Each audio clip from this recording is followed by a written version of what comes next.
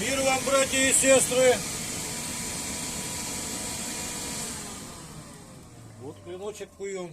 Наверное, догадываетесь, из чего, да? Вот нагрели его вот так вот и уже равняем.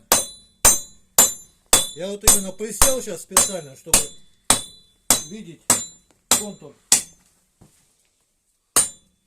клиночка самого. Контур клинка — это основное вообще в клинке. Вся красота от него как бы идет, зависит. Ну а клинок, как самолет, чем красивее, тем лучше летает. Вот, выровняли. Но еще не совсем выровняли. Тут немного. И теперь выравниваем наковальню.